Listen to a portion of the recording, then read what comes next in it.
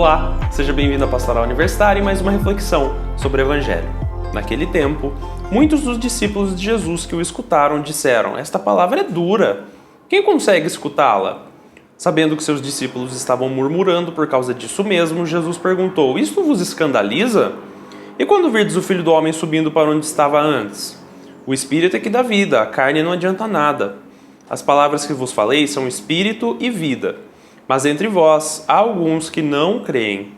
Jesus sabia desde o início quem eram os que não tinham fé e quem havia de entregá-lo. E acrescentou: "É por isso que vos disse, ninguém pode vir a mim, a não ser que lhe seja concedido pelo Pai." A partir daquele momento, muitos discípulos voltaram atrás e não andavam mais com ele. Então Jesus disse aos 12: "Vós também vos quereis ir embora?" Simão Pedro respondeu: "A quem iremos, Senhor? Tu tens palavras de vida eterna. Nós cremos firmemente e reconhecemos que tu és o Santo de Deus." Pois bem, gente, no começo desse evangelho, a gente vê o pessoal falando, né? Esta palavra é muito dura. Na semana passada, a gente teve uma solenidade. Com isso, a gente acabou cortando a leitura do capítulo 6 de João, que é o discurso do pão da vida. Então eu vou retomar um pouquinho o que foi dito alguns versículos antes da leitura deste evangelho para a gente entender qual que é essa palavra muito dura. Vamos lá. Vou começar aqui pelo versículo 51 do capítulo 6. "Eu sou o pão vivo que desceu do céu. Quem comer deste pão viverá eternamente. E o pão que eu hei de dar é minha carne para a salvação do mundo." A essas palavras, os judeus começaram a discutir, dizendo: "Como pode este homem dar-nos de comer a sua carne?" Então Jesus lhes disse: em verdade vos digo, se não comerdes a carne do Filho do Homem e não beberdes o seu sangue, não tereis a vida em vós mesmos.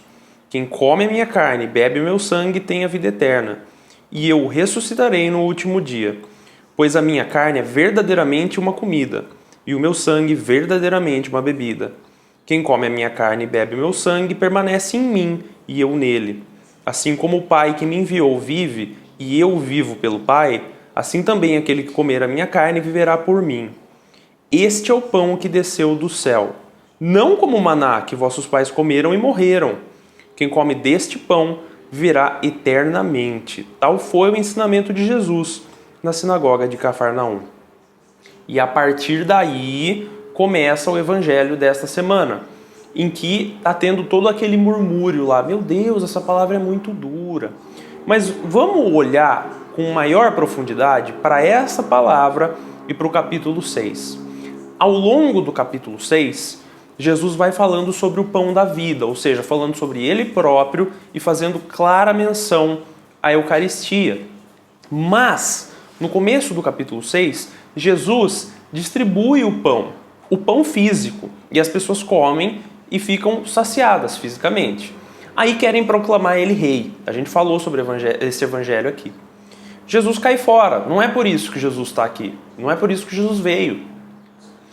Então, começam a seguir Jesus e Jesus começa a de fato falar para eles: olha, vocês não me seguiram por causa dos sinais que eu dei, por causa dos milagres, por crerem no que eu falo. Vocês me seguiram porque eu alimentei vocês. E é neste capítulo também que as pessoas começam a se questionar: como essa pessoa está falando que desceu do céu? Ele é o filho do carpinteiro, do José, o filho da Maria. A gente sabe de onde ele nasceu, não é do céu. Também, o próprio Jesus fala: olha, eu estou dizendo aqui, estou falando para vocês um monte de coisa e vocês não acreditam em mim. E aí chega o ponto que Jesus fala do maná. O povo de Deus, o povo judeu, quando estava lá cruzando o deserto, passou por um momento de muita fome. E aí Deus fez descer do céu o pão, mas o pão físico, o maná do deserto. O maná do deserto é um pãozinho. O pessoal comeu, ficou saciado. E aí Jesus diz: olha, não adianta vocês comerem o pão físico, que só sacia a carne. O que eu estou falando aqui é palavra para o Espírito. O que eu estou falando aqui é uma palavra de vida eterna. Por isso vocês devem comer do meu corpo, beber do meu sangue. E aí eu vou ressuscitar vocês lá no final.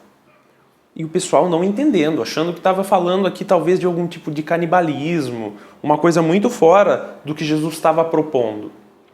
O que Jesus falava é, primeiro, da Eucaristia, da sua ressurreição e da nossa comunhão com o corpo de Cristo. As pessoas não entenderam.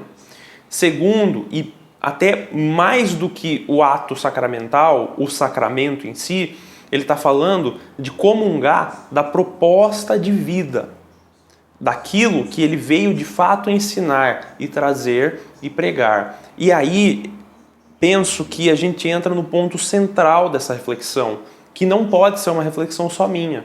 Você tem também que fazer essa reflexão. Como será que é a nossa fé? Nossa fé pessoal. Será que nossa fé comunga com o pão da vida? Porque veja, lá no começo, quando a fé estava trazendo benefícios para essas pessoas que passaram a crer em Jesus, porque foram alimentados, receberam algo de bom, receberam um bem físico, estava tudo ótimo, eles tinham fé, eles acreditavam. Porém, quando a fé começa a fazer exigências, quando Jesus começa a fazer um ensinamento que exigiria verdadeira crença, exigiria uma mudança de postura, exigiria partilhar daquilo que ele estava pregando, crer nele, as pessoas caíram fora. Então a gente vê aí um tipo de fé muito mesquinho. Será que a gente tem essa fé mesquinha em que a gente crê e louva a Deus quando tudo está dando certo na nossa vida, quando a gente recebe coisas boas e a essas coisas boas a gente atribui a nossa fé, ou seja, recebi esse bem, recebi essa graça, louvo a Deus por isso. Mas aí, quando vem as exigências da fé, quando vem a dificuldade em seguir a palavra de Jesus, porque veja, a palavra de Jesus é exigente.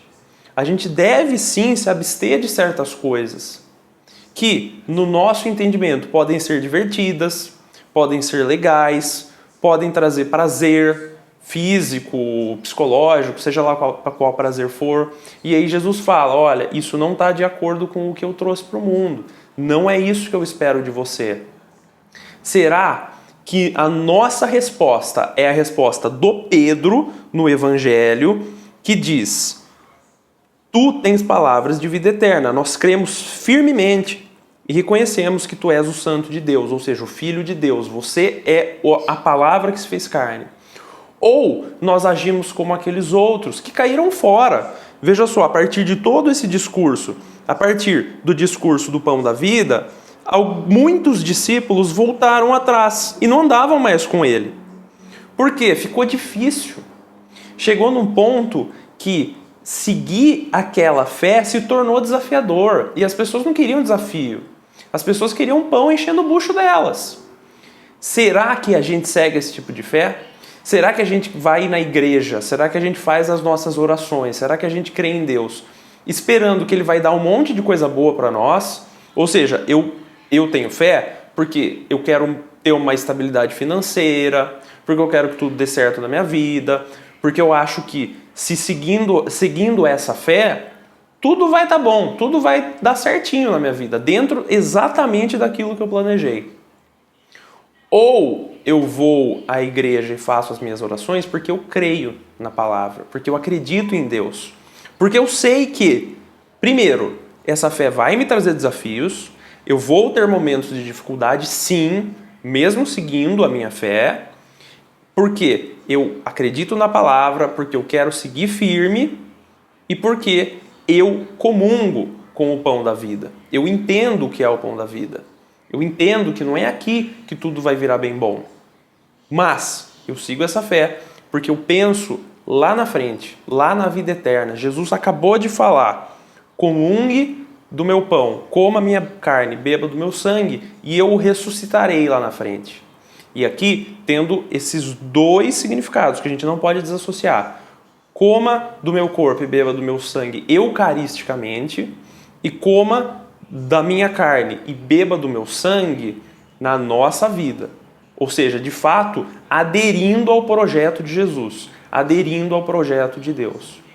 fica esse questionamento. A sua fé é a fé mesquinha, do bem bom, da teologia da prosperidade, que só existe quando está tudo certo, ou a sua fé é firme, embasada na palavra de Deus que se fez carne, chamada Jesus Cristo? A gente precisa fazer esse questionamento se a gente quer seguir avançando na nossa vida espiritual. Espero que você tenha gostado dessa reflexão. Se você gostou, por favor, deixe seu like, compartilhe com aqueles que você ama, se inscreve no canal, ative as notificações e até a semana que vem mais uma reflexão sobre o Evangelho.